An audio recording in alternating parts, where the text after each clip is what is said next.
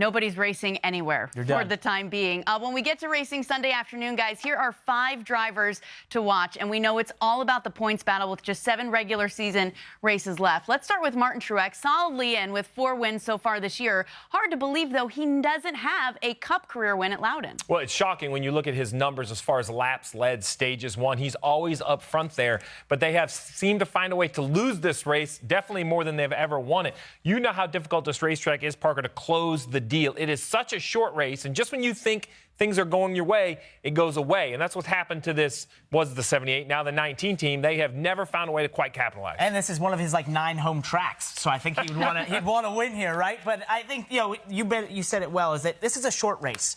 It's really hard. It's very easy to lose pace with the track, right? In terms of adjustments, in terms of what you're doing in the car, you don't get a lot of opportunities. So you can be a car that's very dominant early on, not just miss your adjustments by a little bit. Another car makes big swings. They get ahead of the track, and they go on to pass you for the win. So I think that's sort of what's haunted this, at least is this driver and crew chief, now a new team, over the past few years in terms of at New Hampshire. Yeah, Danielle, think about this. He's led 100 laps in 4 of the last 5 races. So he's been up front. Good. He just hasn't led the right lap. No. Yeah, that makes a big difference. He wants that lapsa. Okay, how about another guy that wants one, has 3 career wins at Loudon, Kevin Harvick, but none this year. And I know we keep asking, when's the weekend he's going to do it? All right, trivia question. Laps, top 5 for Kevin Harvick. How many? How long ago? Oh, Dover. Dover in May. Can you believe it's been that long? This is a team that has been, I'm talking red hot, not for a year, not for 2 years. This team has been red hot since the combination of Kevin Harvick and Rodney Childers. All the way back in 2014-15, this team has been the team to beat. This year, though, something is missing. He hasn't had that top 5. He won this race a year ago, though. The question is this the week? I don't think so. When I look at Kevin Harvick, his car control, his success at the flat tracks, a ton of downforce, back to 750 horsepower, I just don't think this falls in his wheelhouse. Well, this has been, I feel like, a broken record, right? I feel like every week we're having the same discussion. When will Kevin Harvick and the 14 win?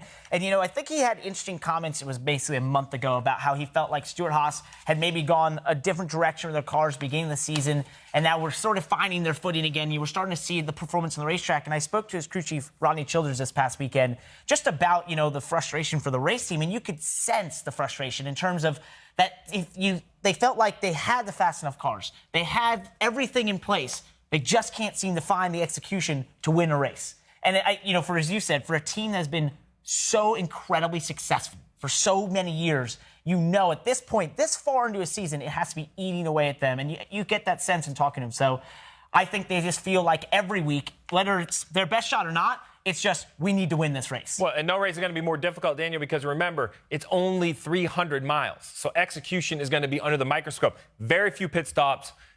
Normally, very few restarts in the middle of the race. We get a lot late, so you're going to have to execute. If you trip up, no time to recover. Yeah, and that pit crew, it's been hit or miss, too, for the 4 team. We'll see what they have on Sunday. How about Larson? His teammate, Kurt Busch, gets the big win last week, and that was the first for Ganassi all season. What do you think his teammate? What can Larson do? Well, I think this is I got to speak to Kyle Larson after the race, and that was a really cool move he did there with Kurt, where he actually pushed him up to the lead on that late race restart, almost like it was a super speedway. I mean, that was just one of the coolest moves I've seen in a while. But then I spoke to him after the race, and you could tell there was excitement for Chip Ganassi Racing, but disappointment in his eyes of, when are we going to win? Right? Where's our win coming? How are we gonna find this? And you look at the early of the season where they were snake bit and it was all luck issues, right? And they were having all the issues.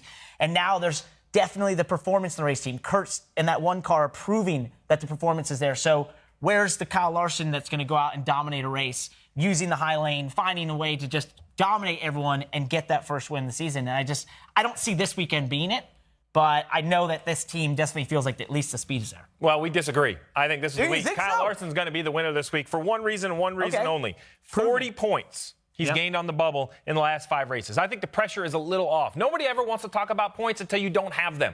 And I'm going to tell you, the 42 felt the pressure. I think the one winning has put the right kind of pressure, almost is going to convince Larson that the equipment can win. And I think now that he isn't counting points, Look, he's a dirt guy. He likes features, A-mains, 30 laps at a time. It's a short race. It's right in his wheelhouse. There you go. Kyle Larson, victory lane. That's my pick. All right, Parker. All right, agree to disagree. Tell me what you think about this guy. I am so worried about Bowyer because all year they've had the speed. SHR trying to close the deal, and he doesn't have enough of a points cushion to have too many more bad weekends. Well, because they had that series of just bad weekends. They fell out of a great position in the points all the way to being close to the bubble. And then I spoke to him before Kentucky this past weekend, and he just rambled on, as he does, for like 2.5 minutes about all the things that have to go right and what he felt like he couldn't get any worse, and it couldn't be, there's no way things are going to be worse than they were. And then they had a great Kentucky race. And, you know, they were in contention there. They used some strategy to get to the lead. He did a great job of holding off some far faster cars for a while. And I think that just drove a bunch of positivity in this race team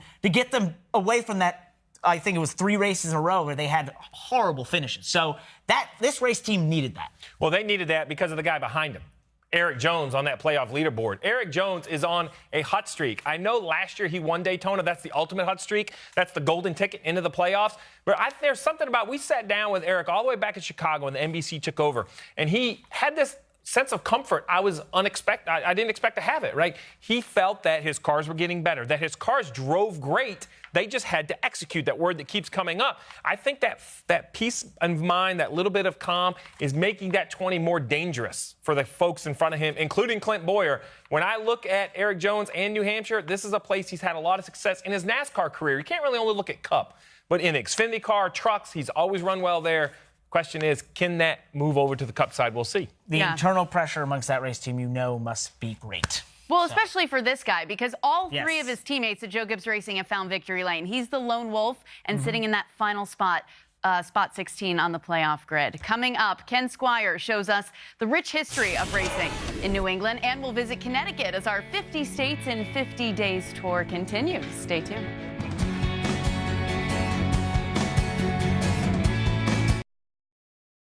Hey Motorsports fans, thanks for watching. Make sure you hit subscribe before you go for all the latest news and highlights across motorsports.